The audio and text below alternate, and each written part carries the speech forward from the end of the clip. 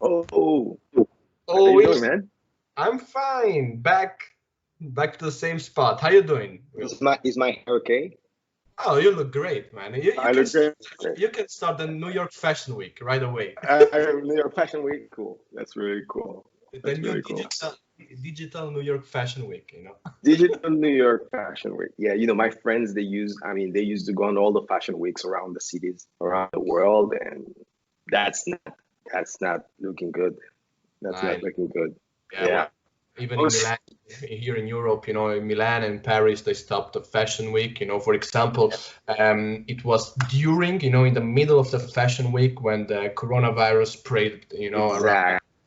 And so Armani did the fashion show without any guest, without any people inside, and then they stopped everything. Versace, Philipp Plein, and all those big brand, those big Yeah, I brands. remember. I have most of my friends, many of my friends, Mhm. who circulated in that circuit. They were in Milan, and they had to fly back to New York, Immediately. and it wasn't funny. It wasn't funny. It wasn't Yes, funny. yes. It's a, I can assume that it was not funny, but we'll see what's next. Now in Switzerland this week we had a lot of people that were affected with the virus, and maybe the government wants to to close some things again, like the industry that been working it with events, because 1 week ago a guy with the coronavirus joined a party in a club here yeah. in Zurich, and then all of a sudden all the people that were at the party are in quarantine right now. So Wow. now the government is talking about the events and all the things. I think they did very well, um, but at the same time they did very fast, because they said at the beginning, we want to start. I'm talking now about the the entertainment industry, about the club Yeah. nightlife. They said at the beginning, we want to start only with 300 people, Yeah. then at the end of the summer we can scale it on 1,000 people, and Yeah. like uh, in 2 weeks they went from 300 people to 1,000 again, Yes. and I think maybe this part was too fast, too quick, Yes. but we'll see what happens. They didn't But decide. it's hard to figure it out. I don't know what's the right doses, because it's like you need to balance between the disease, which is real, Mhm. and the need for people to interact and make livelihood. You understand? Mhm. And I know in Europe it's quite different than here in the US in Mhm. terms of how much and how the government is helping people that are staying home. Mhm. Uh, but I don't think it's an easy equation. But I think that's the way you do it. I mean, you push a little bit too more, and then you go back. And what I'm hoping is that by the time things get more complicated in a few months, we either get a better treatment or a vaccine to prevent it. We'll Mhm. see. We'll Mhm. see. We'll see. But it's tough. It's tough. And, you win. In those cases, what I realized that you will never like pick. You will never have the best solution. Because No. it can be, that you at the beginning when they said that we will open everything again, everyone was happy, and now that happens again, they said, look, Yeah. people are talking again. You were too fast. Yeah. You Of you can course. you can That's never make anyone happy at the end. But that's they're the doing. problem of this of being a decision maker. I mean, a leader. You do your best, and you take responsibility for your decision, and you correct. Exactly, That's like Steve Jobs said in his book, in his biography, said, if you want to make everyone happy, you need to sell ice cream, It's ice cream. You even there, you'll find someone saying the ice cream is not It's cold. like exactly, exactly. So, my friend, What's on your mind today? in my mind, I have every day is something new, some question that I need to answer. I know that most of the time you have all the answer that I Come want. on. Absolutely. No. Let's say we walk through it together. We Yeah, work we work together, through but it. most of the time you tell me things, even if are not the things that I want to hear, but are the things that Yeah. I need to hear. So that's why we are working on it. And the thing is, pretty simple. What are the investors? What they want to hear? Oh, so the question is, when you present your business raising money to an investor, what is it that the investors want to hear? Exactly. Okay. That's a complex question. And I hope we end up separating the parts of it to give an answer to each one of them. But I'll start with the simple basic. Yes. Investors want to make money. Okay? Okay, well, that's actually a good answer. Okay, so I'm trying to explain my situation, my case right now. I'm working on a platform, and about the nightlife, and as soon I have the prototype, that I need the money to raise money to scale, maybe to hire some people, to add more features on the platform. So when I meet an investor, and I have my business model presented, what we are doing, what we are solving,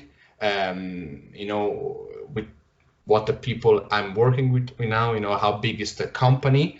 And when I'm presenting the project, what should I tell them, so that I have a better chance, that they listen more to me?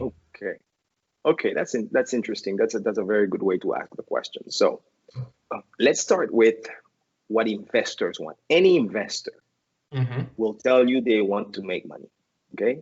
Yes. And each person that call themselves investor will tell you that they have a formula, which is a few things that they look at to decide what to do.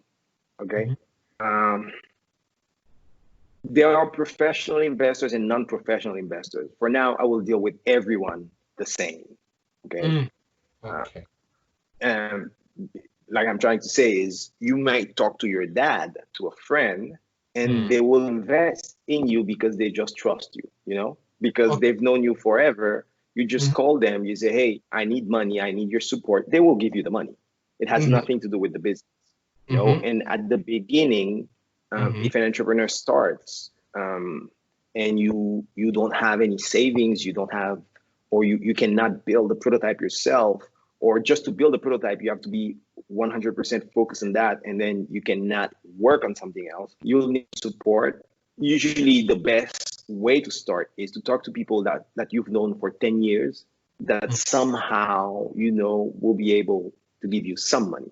Okay. And the reality is, not everybody in their network have those kind of people.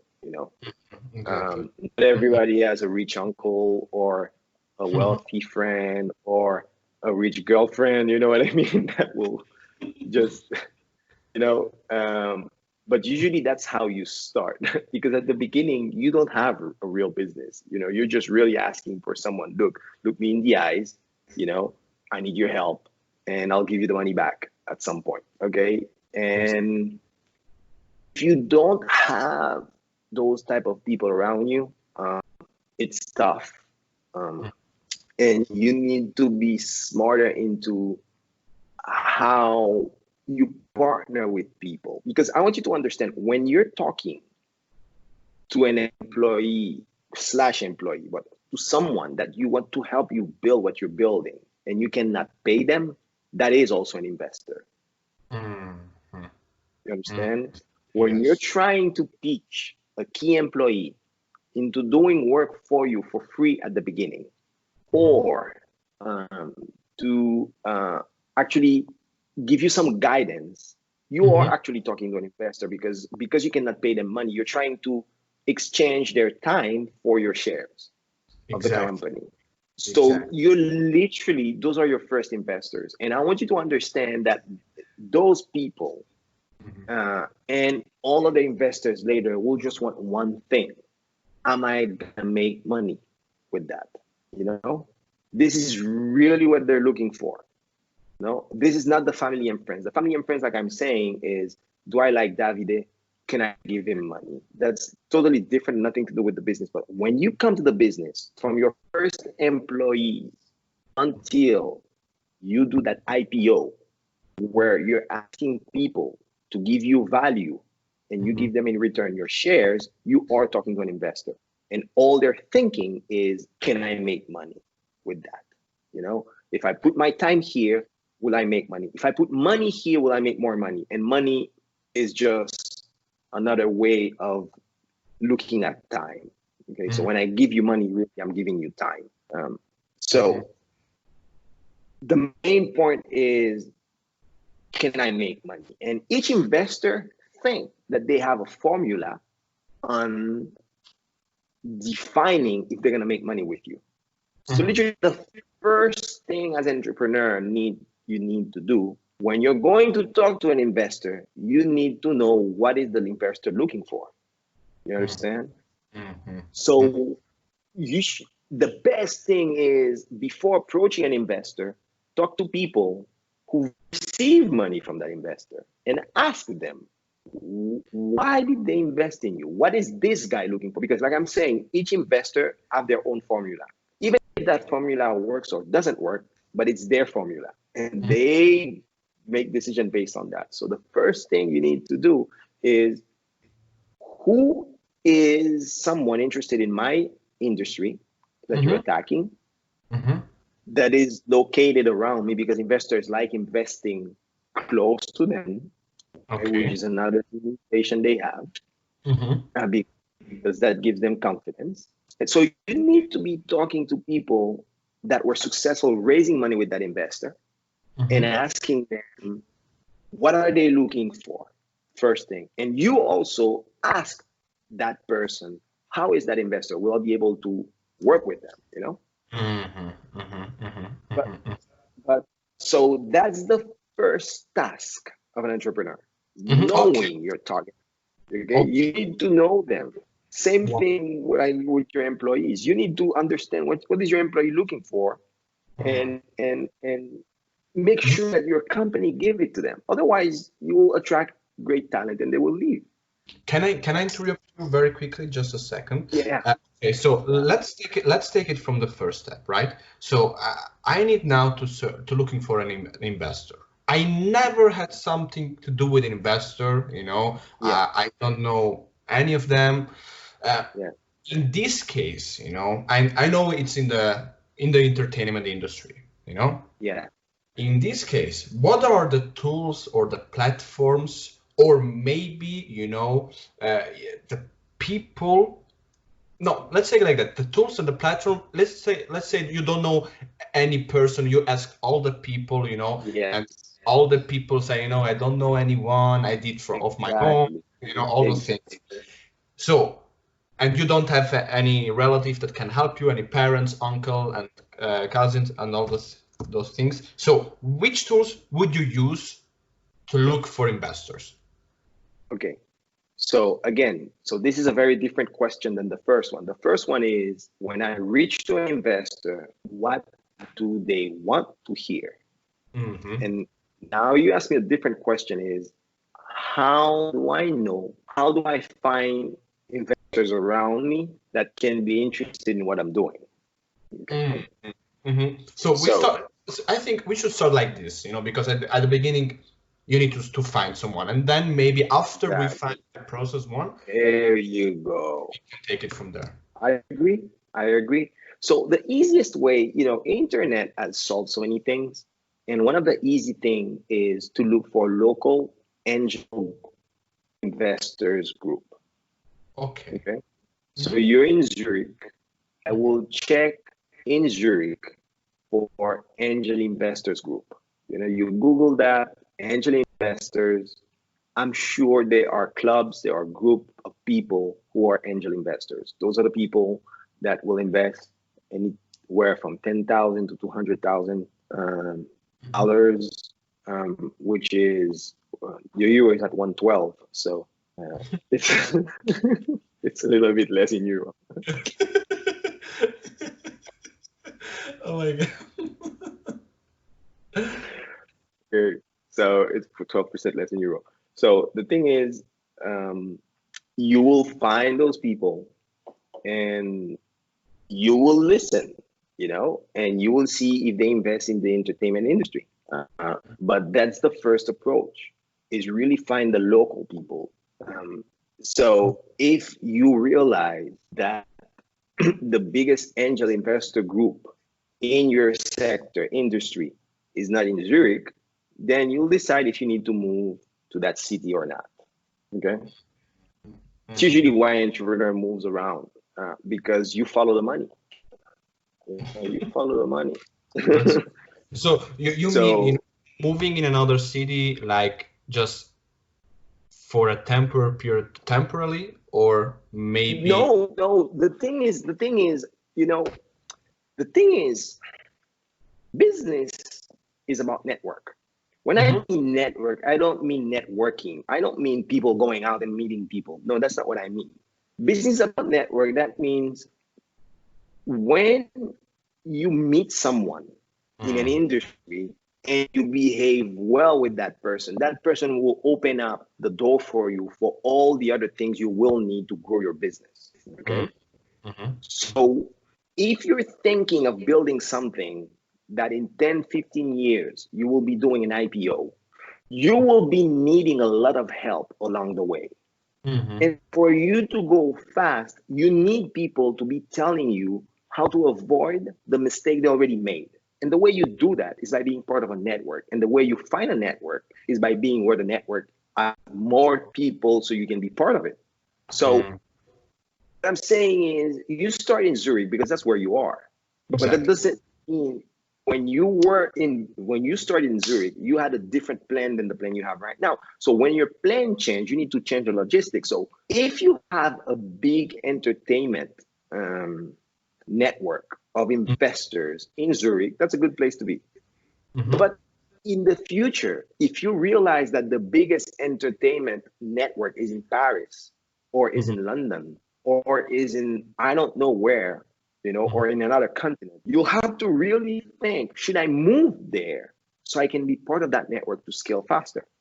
You understand? This is fundamental. This is one of the great things you need to solve. The great things you need to solve is not raising money. Is how do I connect to a network of resources, money being just one more resource. And you'll need the introduction, you'll need clients, you'll need a bunch of other things to make that company scale. And you'll need to be around the people that can make those introductions to you.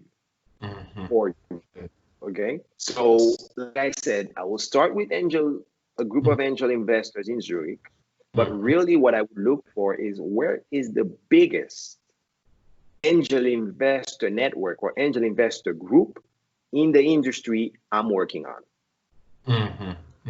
Okay. And you just look online, and when you look online, those people are looking for deals, and usually what they will just ask you is send an email with your business plan or with what you want. They'll probably get on a phone call. You probably do some Zoom, and if they like you, they'll introduce you to you'll come a demo day.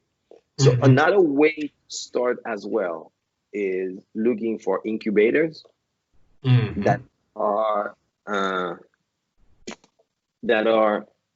in your sector. I don't really know about incubators. Never used them. Never went through one. Never invest in companies in demo days. I never did that. I don't know how they work, how they don't work, but there's example of big companies that came from there. But I don't understand. Some charge you money, some don't charge you money. You don't know if they're lying to you or if they're not lying to you. I'm an independent guy in terms of I understand you have to be part of networks, but I usually try to build those networks. But you see, the thing is, I don't understand if you're an entrepreneur, you're trying to build something and people want to charge you without some clarity. I don't mean that they shouldn't charge you. You know, some of them give good value, so it's okay that they do charge you. But then you have to do your own due diligence to realize, does it make sense for me to pay that money or not? You know, if you're looking to raise money, so you need to be careful. You know, but some I think some you just need to compete, and if you come in, they give you money by giving you space, giving you time, and then they introduce you to investors. Okay. So you said incubators, right? Yeah, incubators. But again, like I said, you need to do your own due diligence. You know, you need to talk to people to get into those incubators. What happened to them? Did they get money? Did they get help? You know. Wonderful. Okay. So, you know, the first step is, you know, find your network. Maybe if it's not in your country, it's somewhere else, then move over there to find your space. I'm saying something very complicated because it's not that easy to move from city to city. You know what I mean? Absolutely. But what I'm trying to say is there is today. That doesn't mean tomorrow will be that way, but the way the world works today, there is a competitive advantage where a young company is closer to a network that can help them grow faster and give them access to industries, contacts of people, tips, inside information. When I mean inside information, I mean insight from specialists from the industry that will help you. You know, there is value. Okay. Maybe today with Zoom, you can build that through Zoom. You can build that. I don't know, but what I'm trying to say is, any way you want to solve that, you have to be part of a network. You have to. So you need to find your network. That's the first. You need to find a network that is related to your industry, so you can have access to knowledge and resources. That's the way it works. Okay, wonderful. So when I do the first step, you know, when I did the first step, now that I find my network related to my industry, you know, and now I'm in this circle, you know, and I find a guy. Yes. And I find out, you know, what his formula is, you know. Yes. Yes. Then how do I proceed? You know, what should I do? Like, you know, like a presentation? If yes, what should I feel on it? What should I put on it? So now let me talk to the entrepreneur. Okay. So the thing with me is I've been both all the time. You know, I build my own companies, and then sometimes because I have a big idea, I go and raise money or not, you know, and sometimes I invest in companies or invest in ideas. So kind of all the time transit through all of them. And I can tell you, one of the best things I've always learned in all my ventures is talking to investors, especially when they say no. Okay. Why? I'll tell you, because I mean, usually I've been so many times people have said no to me.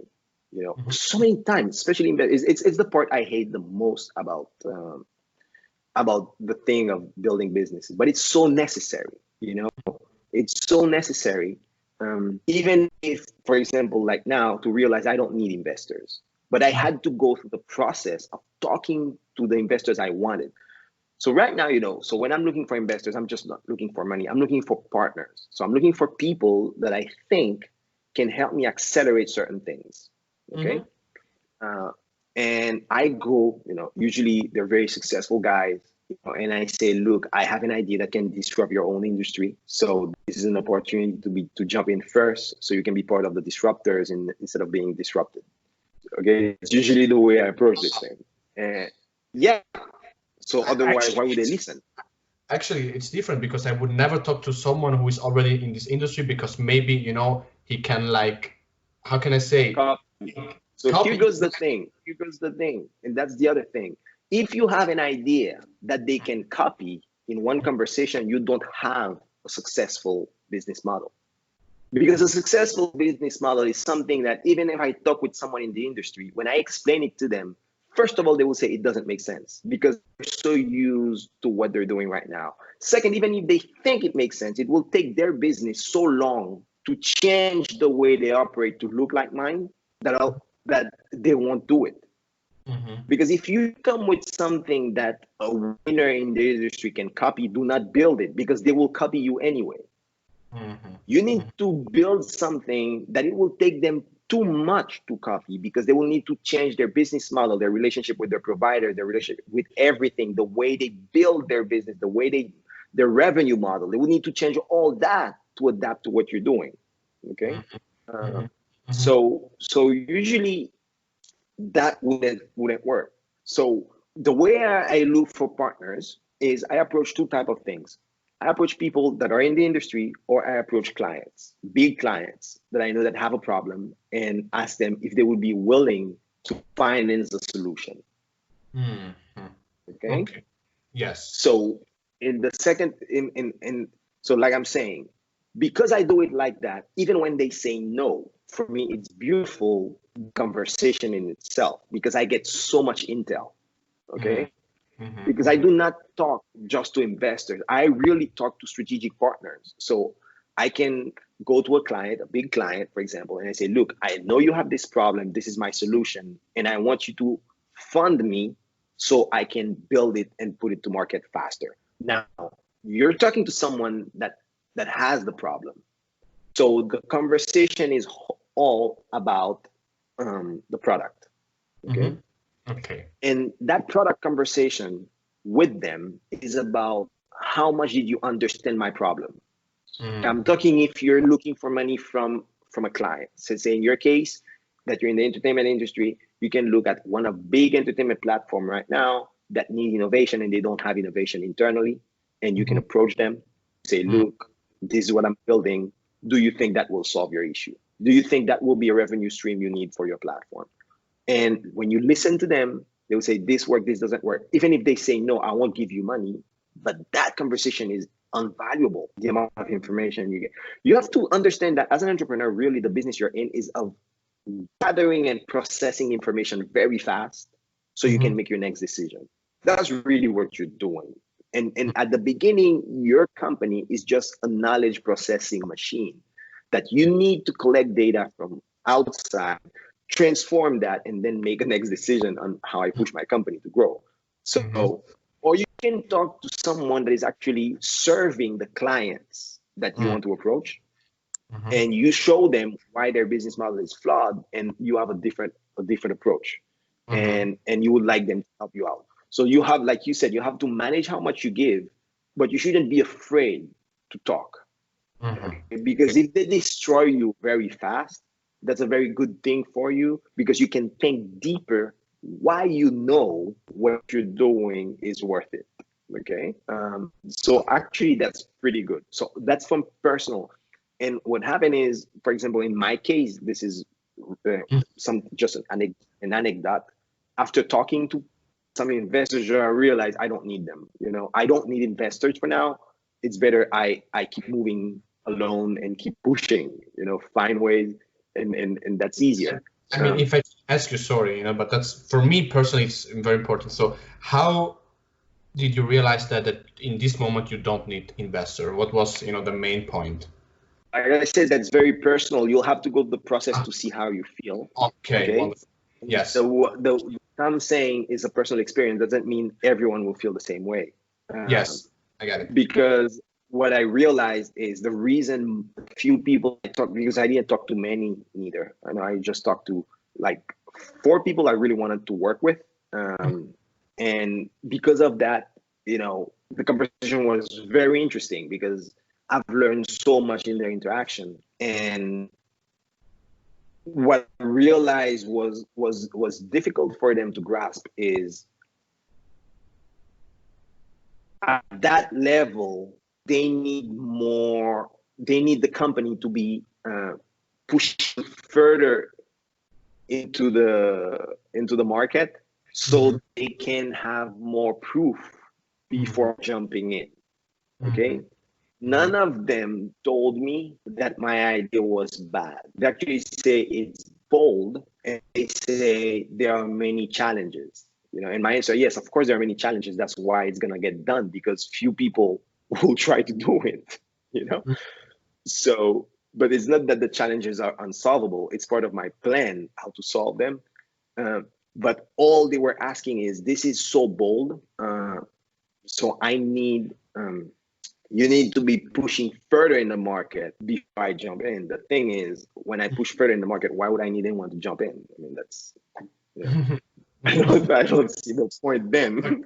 I got the point. What you mean about the You see personal? where I'm going? Absolutely, absolutely. I got the Well, point. you have to see that the process of building a business, the company grow and you grow.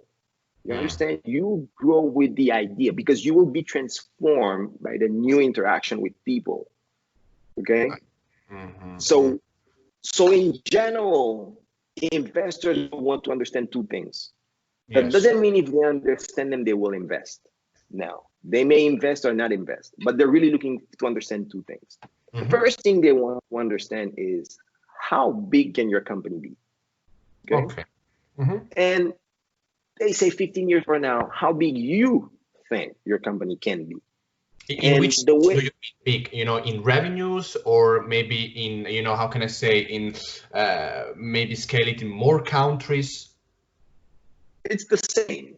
The same. Okay. I mean, how much can the company be worth? And it's dependent on how many clients you can serve, how big the revenue is, you know. The first thing they need to understand, are you attacking a $10 million market, $100 million market, or $1 billion market, or $1 trillion market? Which market you think you're attacking? It's the first thing they need to understand. They don't, it's not enough to say how big the market is how big is the market you think you're getting in? Because that gives them a very clear understanding of how big your vision is, how ambitious you are. And, you know, and then the next thing is, okay, so if you say the market is $100 billion, okay, how did you come with that number? How did you come up with that number? So now they will see how detailed you are in analyzing what is your market and why you say that is your market and why you say you can attack it. You know, that's really the first part of the conversation is about that.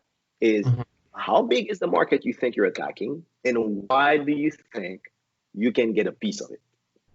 Okay, I got it. Yes, that's really the real main. And I think if you don't solve that part, it's very difficult that you get to the next stage of the conversation. So meaning, you know, you said, you know, they want to know how will you get a piece of that part, you know? So that means, you know, that how with your product or service will you solve in this market, in this industry, a problem? Exactly, because you start, this is the market. This is how the market is served today. And the way the market is served today, there is a problem here.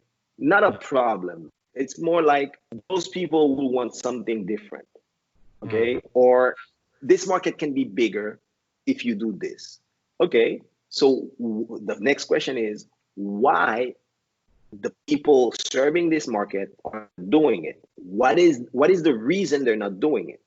So now you'll be able to explain why, because of their business model, they've been successful, but the market have shifted and they haven't shifted with the market. Okay, usually that's what happens. So when you become successful, you become complacent, you stop innovating, and your market is innovating all the time. They're changing, their needs are changing all the time. So you realize that gap and you say, look, I'm looking from outside. I'm in this market. I'm a small player, but I realize those big players, they're serving a market that is dying because the bigger market is something else and they don't realize it.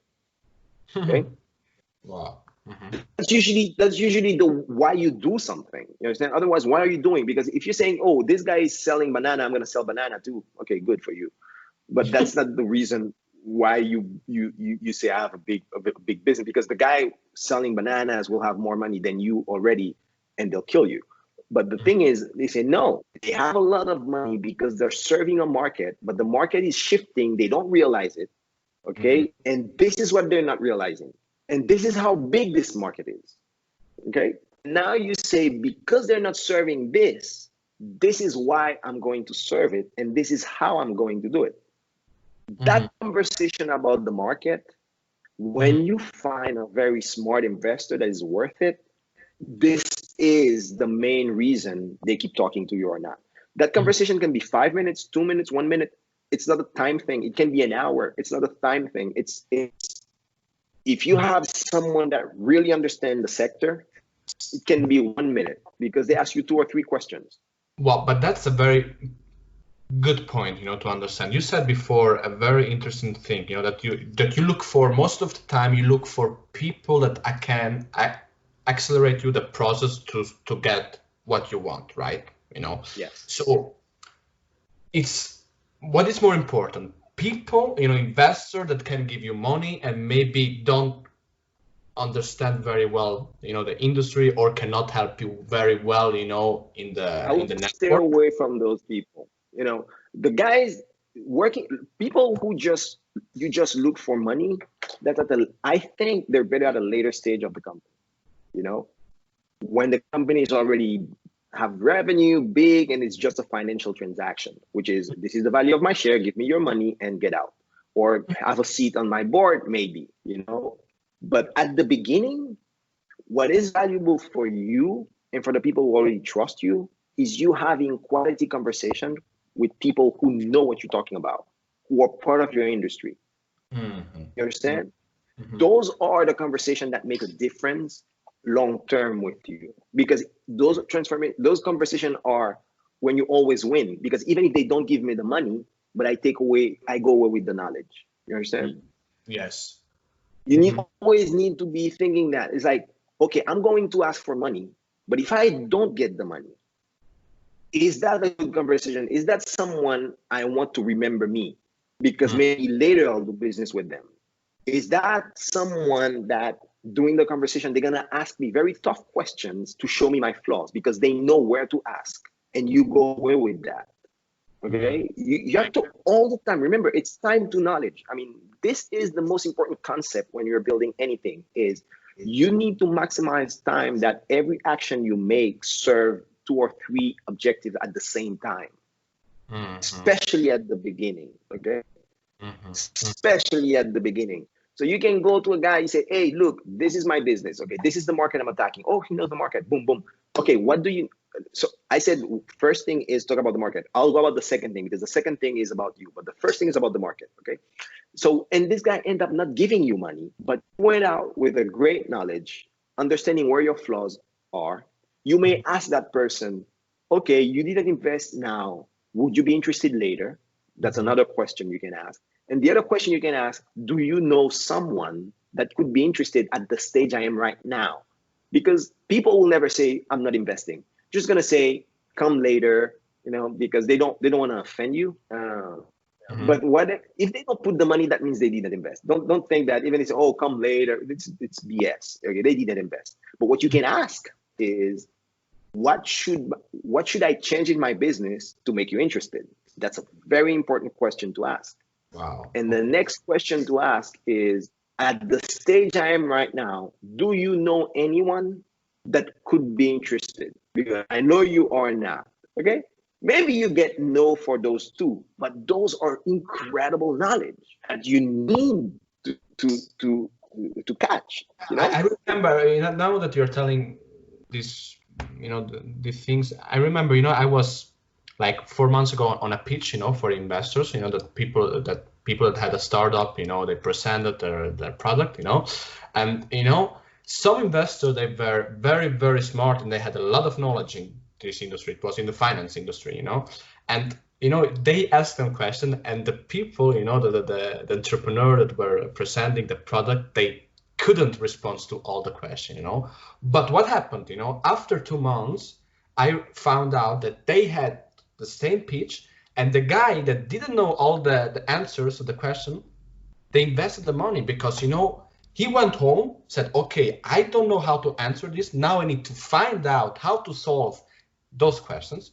And they go back with a solution. Exactly. That's fundamental. Okay. You need to reduce your time to knowledge. What is it? Is you need to reduce how much time it takes you to find the knowledge to give the answer to the challenge in front of you. You need to all the time working on that, you know? And that's what I'm saying. At your stage, it's about talking to the right people that know about your industry. Someone Yes. just giving you money right now is not really helping you. Mm-hmm.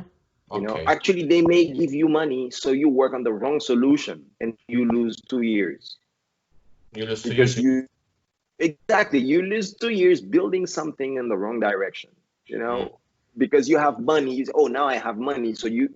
It's like I'm always laughing when you see startups celebrating that they raise money. I mean, you don't celebrate raising money. You understand? You celebrate selling more. Exactly. You don't celebrate raising money from investors. I mean, that's the most stupid thing. Actually, whenever, in my case, if I raise money, I'm sad because that means I had to give a piece of Of your share. something that I think is worth more than the cash. And I'm doing a stupid exchange, giving shares for cash because I haven't been able yet to solve the cash part. But every time you raise money, an entrepreneur should be unhappy about that because you're giving away more than you're getting in if you're just taking money. You understand? You look when you read Warren Buffett. So one of the very good things as an investor you do is to Mhm. learn very fast is read Warren Buffett's letters from Berkshire from the beginning until now. And one thing that's always happened is whenever he bought something using Berkshire shares, he's Mhm. always unhappy about it. You know, because he said I should have used money because a dollar today will always be worth less tomorrow. That's the Uh-huh. way it is because of inflation. Okay, because of money printing, we call it money printing, but that's the way it is. It's debasing. So a dollar today will always be worth less than tomorrow. Okay, Yes. Mm-hmm. so people say no. When you study finance, they say no. A dollar tomorrow has to be worth more, blah blah blah, because of interest rate. Look, man, if you really look at this thing, um, even with interest rate, you are always below. Let's say if you take gold standard, you're always debasing towards a more sticky money, or a less fiat against non-fiat money. You're always debasing. So the thing is, he's always unhappy about the concept that he exchanged Berkshire shares Mm-hmm. that create value against another company when he could have paid in cash, because cash is a better arbitrage, because by giving something that is losing money, that is losing value, which is cash over time, for something that is gaining money, which is buying a company that generate revenue and profit. And every time he did a deal using Berkshire shares, he always say it was a mistake. Okay, it was a mistake. So a real entrepreneur, except if you're in the game of gaming investors to get their money, create valuation, and then do an arbitrage that they buy you out, blah, blah, blah. There's a different game that is played in Silicon Valley and playing with very specific people that are in VC and in the board of big companies buying. That's another game. But let's stay in our world where we're really building some values. Mm-hmm. The worst thing I want to do is to give shares for money. Mm-hmm. Understand? So Mm-hmm. you should be celebrating. Every time I see an entrepreneur celebrating how much they raise, it makes me question if they know what they're doing, what they're building, in terms of, or are they just playing a scam? You know what I mean? Is it just a trick? Because you would never be happy to raise money against your shares. Really. Why would I do that? Unless I really need it. So because I really need it, I use it wisely and I do not celebrate. But whenever I sell more, I celebrate because that is money that generate more value for me without diluting my shares. Exactly. So Exactly. entrepreneurs should be obsessed with clients and Mm-hmm. treat investors as a necessary evil, at Mm-hmm. least from your point of view. Mm-hmm. Now, not all investors are the same. Now, you can find, like I said, great investors that will Yes. give you money, but more than everything, they will give you great insight, help you scale faster. Those are the people you want close. And the guys you just want money from them, those are people you raise in a series B, series A later, maybe never, hopefully never. Okay, You so know, one, hopefully. so you're saying, if you can summarize everything again, for people like me that are at the beginning, that are, working on idea, getting always more information, how to solve it, where is the problem, and then, scale it.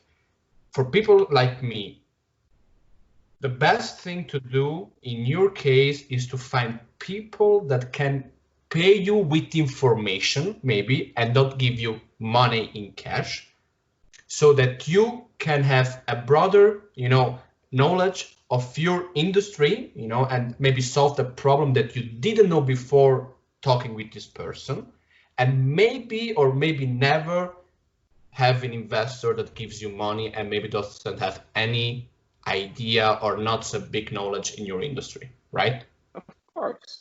Cool. If you come to me, you say, well, you know what? I need $1 million because I'm going to build this. Okay. Yes. And I say, for $1 million, how much of your company will I get? That's a very, and you say, you agree, blah, blah, blah. Okay, I will give you, let's say I will give you 50% of your company, or I'll give you, because more than 50% you shouldn't take, because if you take more than 50%, the entrepreneur will feel, okay, I'm not working for you anymore. Okay. But so let's say you say, no, and we agree, I'll give you $200,000 for 20% of your company. Okay.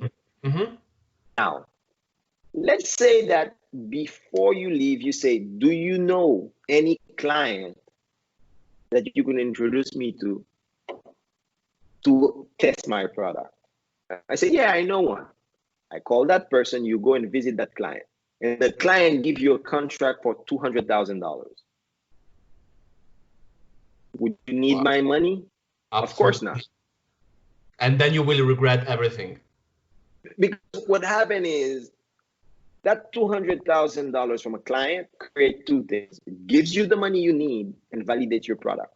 Exactly. And gives you more motivation without having the pressure that at the end of the year, the investor maybe wants to see. The pressure, you didn't have to give shares of your company to get those $200,000 from the client. But from an investor, you'll give me 20% of your company. So what do you really want? You really want people that make you get closer to clients. You don't want people that only give you money. You want people that give you to clients. If they can put you in contact with client without asking you for anything or giving you money, that's the best thing for you. Now, maybe when you get to the client, you realize the client will never buy my product unless I have this, this, and this. So now you go for the money only to do this, this, and this, so you can go again and get that contract. Okay. So you have to be all the time focused on sales, all the time focused on clients, all the time. And you raise money because you understand what you miss until you get the client. So entrepreneurs, I mean, there's a very stupid culture of valuing investors as the primary reason for a startup. You understand? This is wrong. It's like you see all those people on Shark Tank, on blah, blah, blah. So you see investors sitting at a table and, see, I'll invest. Come on, guys. That's not the way things are supposed to be. If you're an entrepreneur worth your while, you should be talking to clients. You should be closing contracts. You understand? If you look at Bill Gates, what is his genius? His best product, he didn't build it. What he did is he closed a deal with IBM first for a product he didn't have. And then he went and bought that product, which is the DOS, for $500. And then he scaled and sold it. But his genius was the contract with IBM, because instead of selling them the operating system, he signed a royalty for the rest of how many things that IBM is gonna build. So every IBM machine will run on the Microsoft operating system. A system, when he went to that meeting and he told them he had it, he did not have it. Then he said that he didn't have it, or he said, I have. He didn't have it. He did. No, when he's in that meeting, he said, what is the product you want? They gave him the characteristic of the product. He said, okay, let's sign a contract that I will give you that product, and it will be a royalty a long-term royalty. I will not be selling you that software. The software stay for Microsoft. You pay me for each time you use it, okay, for each of your machine. And then we call on and we say, we need to go find that product. And they found a programmer that did that operating system a long time ago and had it in his library between books, and they bought it for $500. $500, and Microsoft is worth $1 trillion for wow that. And it was, you understand? So what I want you to understand is because he signed a contract. Now you need to understand, why did he sign that contract? Because his mother made the introduction to the guy at IBM. Okay, so again, it's a network thing, being in front of the right clients first. Okay, because it's about clients. So the incredible thing is that I sat down before, with the things that I thought you will tell me, said, David, you present this, and that will give you money. And now we stand up with a completely other vision that the real money maker are the people that can help you introducing to the potential clients or potential people that can, help growing your products and maybe trying to create a better solution that you didn't have before. Yes. Wow, that was all about clients. It's all about serving people. That's what it is. Wow. That's what a company is. It's about serving clients, serving your employees. And you need resource to do that. Then you partner with investors. But the thing is, you don't build a company to please investors. Investors make money because you please your people, and your people are your clients and your employees. You understand? You please those guys, the company will make more revenue, better product, great idea, and investors will be more than happy. Now, if you focus on pleasing investors, I mean, you're looking on the wrong side. And I think that culture that we see on TV, on reality TV, it's like Rambo is not real, Terminator is not real, Superman is not real. That's why they're on TV. When you're building business, those Shark Tank things, oh yeah, yes, how much I will give you. This is BS, man. You need to be talking to clients. Okay? This is how it is. You need to shift this thing, and but that's the one thing. But again, the first thing is, that's why you want conversation about the markets. This is my view of the market, how big it is. And then you can have a great interaction about the market. So now I will say it's two things. The second thing that they will focus on, that they should focus on, is you. What aspect of you? The businessman aspect of you, okay? Like I said, Bill Gates built Microsoft not because he was a great programmer, but because he was a better businessman. Because in the end, he ended up selling a product he didn't build. He sold a product that he could sell, okay? So as a businessman, your job is to close contracts with clients, with providers, with the people that will collaborate with you in your company, and to scale. Okay? And you may, to do those things, you will have to probably change a lot from what you think you knew before. Now, if you're just a product guy, you try to force your product on people. But if you're a businessman, you will hear and listen what is the product they want, and you will build that one, even if it's a little different than what you thought it was.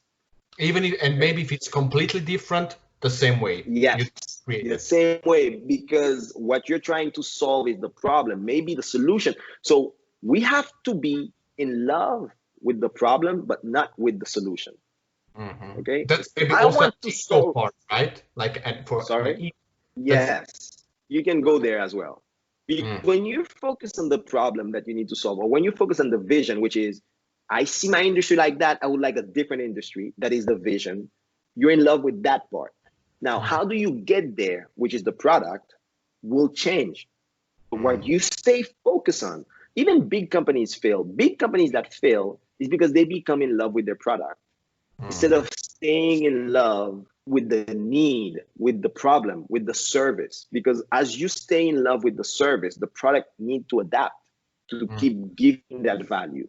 But when you're in love with the product is no longer serving that value, but you forgot because you become arrogant.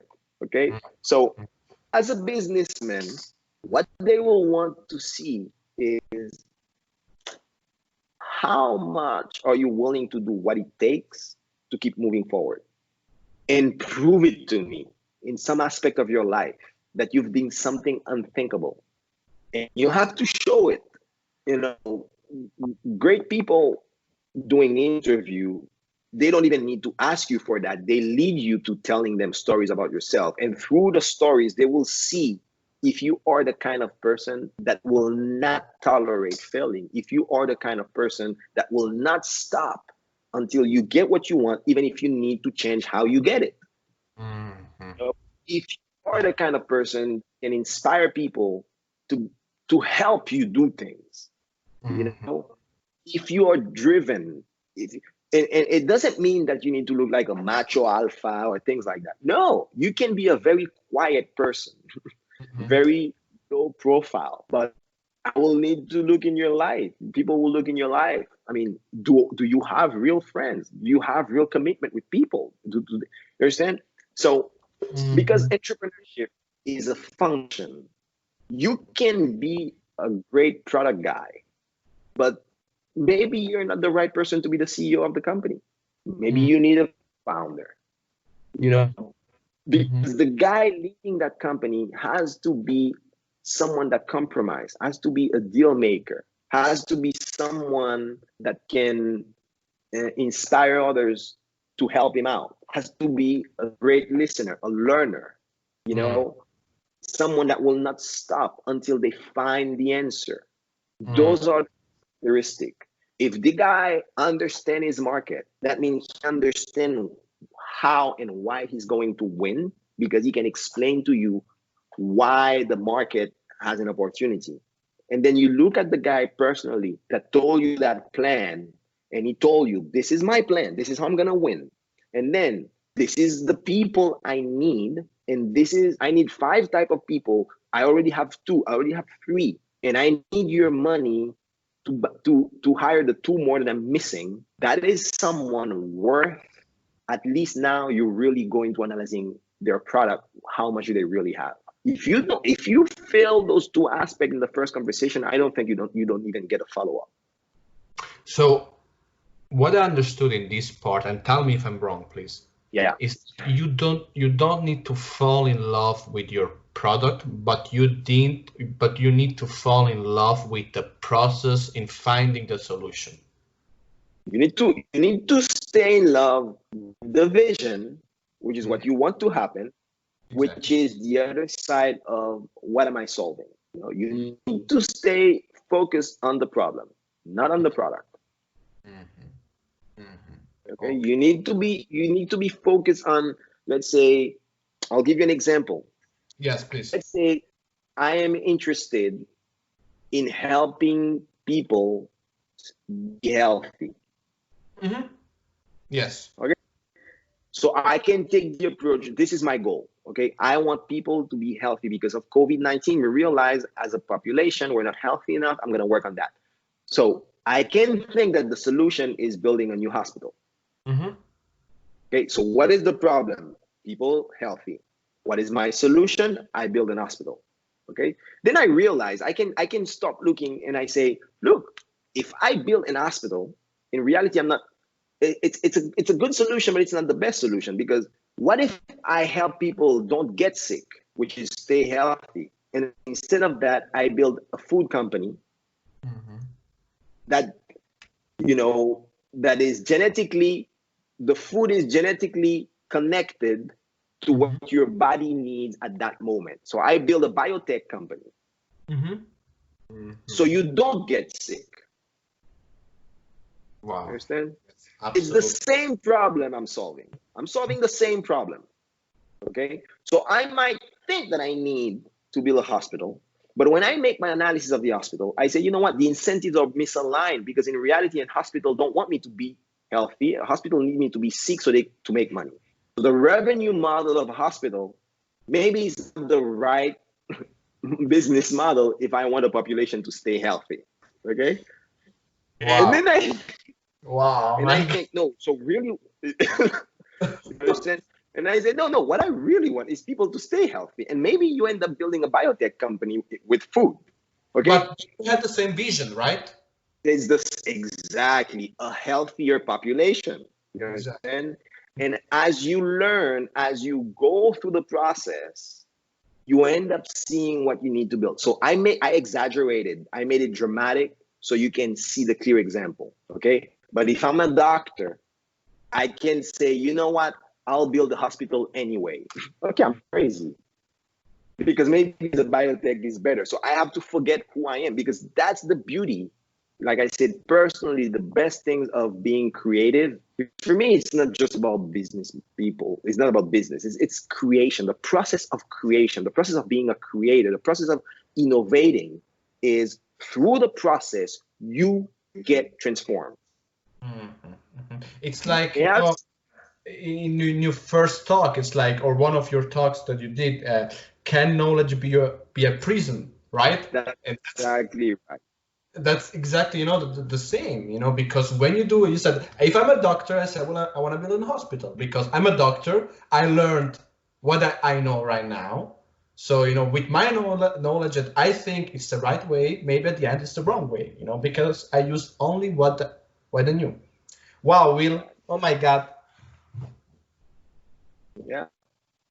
That's So crazy. I hope you get, I know, sometimes and that's why I like those conversations with you because you help me put down the bigger understanding, but I think it's necessary to have both because if you get the bigger understanding, it will always help you to adapt as you move, So I said, okay, go online, go to